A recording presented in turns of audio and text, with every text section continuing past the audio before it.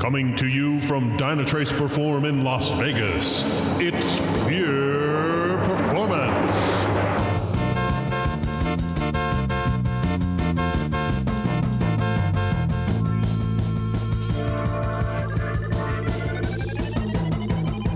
Hello from Dynatrace Perform 2019 in Las Vegas. I'm Andy Grabner, and this is Up Close and Personal with product management on pure performance. Actually, not product management, it's actually the chief product officers here. Therefore, I want to introduce Andreas Lehofer. Hi, welcome to Vegas. Hi, Andy. Hi, everybody. Great being here. It's actually Andy to Andy, as we just said, Yes, right? Here we go. Andy to Andy. Hey, Andy or Andreas, I typically interview people that came out of their own breakout session. I know you are in the lucky situation that you have all your product managers doing all the tough work this year, but still hearing from the chief product officer, one of the chief product officers, what's happening in the Dynatrace universe, what's happening on the product. Remember, this is a podcast that people will probably hear that didn't make it to perform. So maybe some of the highlights in your area that you want to, transport. Right. So we have taken our AI engine to the next level, and in the breakouts we will speak a lot about the possibilities that customers have with this pretty significant improvement. So this has a couple of elements, and I think we should touch upon the two bigger ones. One is the openness of Dynatrace platform altogether, and especially of the Dynatrace AI engine.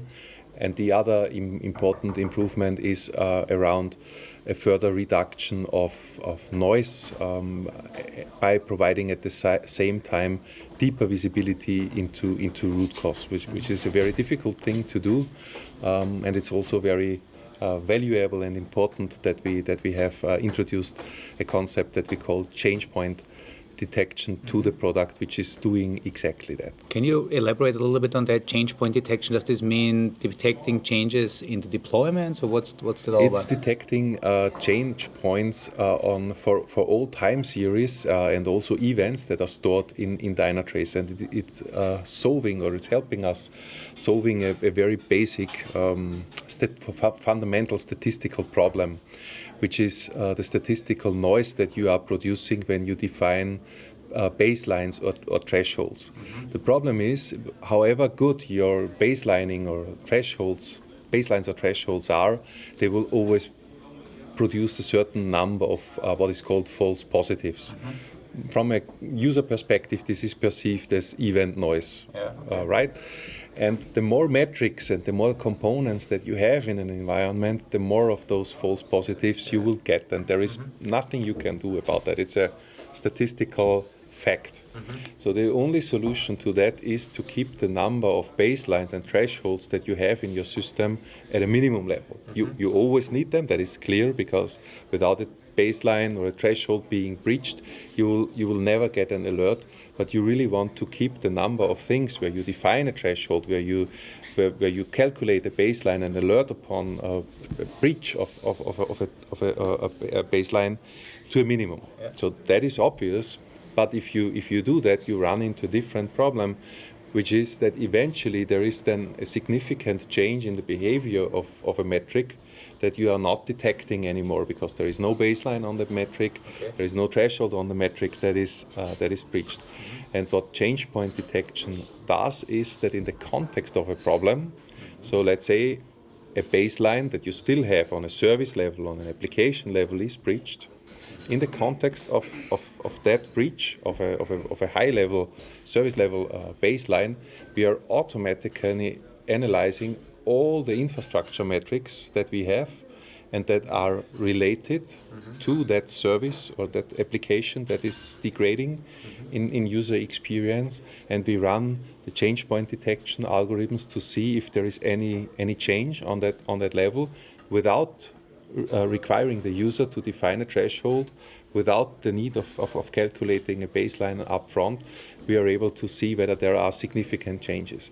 And if we see a change, then we are showing that in the user interface. So you will find all the root causes on an infrastructure level without creating noise from that level. That's pretty cool. And I think the magic behind the scenes is obviously our dependency model, our Smartscape model, right? Right, that makes sure that we are not pointing you to metrics that are irrelevant for the problem that we are looking at. And that means also we do this change point detection at the time when we detect there is actually an impact to the end user, and then we walk through the whole dependency tree through all the metrics, right? Exactly. So it's, if you want to give an example, think about CPU consumption, right? Everybody is interested to understand whether there is a significant change in CPU consumption, but it makes no sense at all to alert upon a significant change in CPU consumption on its own, right? If this has no impact on user experience, it's not actionable. It's maybe it's great, right? Maybe it's just showing that your application is scaling very well. It's able to consume CPU, but if you have a response time problem on a service level, and we see that at the same time there is a significant change in the way your application is consuming CPU, and it could be, by the way, either a significant increase or a significant decrease. Also a significant decrease in CPU consumption is something that you absolutely want to know, typically an indicator of a synchronization issue, right? So we will point you to that. Sticking with the synchronization issue, let's assume you are collecting a metric on that service or on a process level that is showing you concurrent threads that are used. If you have a synchronization issue, you would expect that metric shows a very significant behavior change. Dynatrace AI 2.0 will pick that up with anomaly detection, change point detection as well, and will show you, okay, there is a change in thread behavior and in CPU. And that's great, because you would normally never specify a static threshold on the number of threads. It doesn't make sense because you very expect, difficult to do that. Yeah, that's pretty cool. And then I think I heard from Wolfgang Baer, product management, right? He also talked about that we can feed more data into the AI engine from external tools, so we already covered that.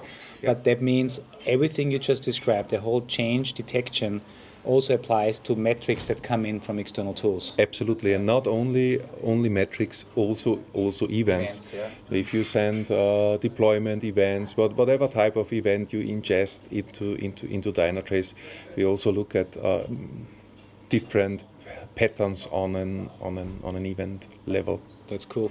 So Andreas, you're one of the three chief product officers, yeah? So your area is everything around AI, everything around Davis?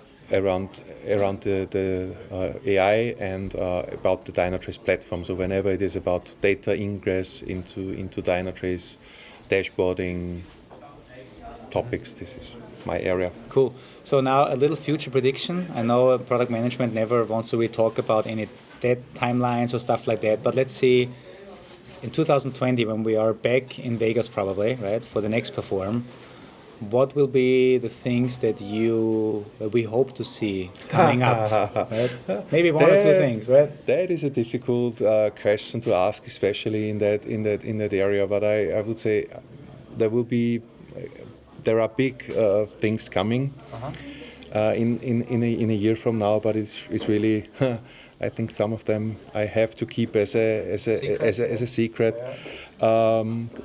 Maybe to speak about one thing that it's not a huge thing though, is we are continuing to extend this concept of anomaly detection into different areas. So one of the things that you will see in the next 12 months is extending that into log monitoring.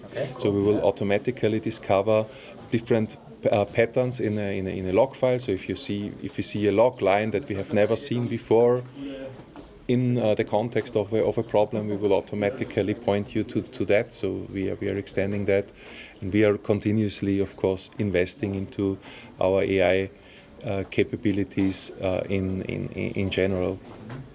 Perfect, cool. Hey Andy, well, enjoy the rest of the conference, right? Thanks, Andy. Thanks for building such an awesome product with the rest of the team.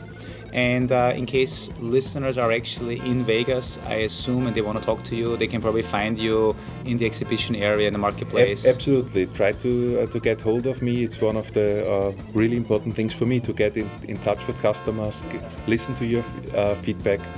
Looking forward to talking to you. All right. So thanks, Andy. For Pure Performance, I am Andy Grabman.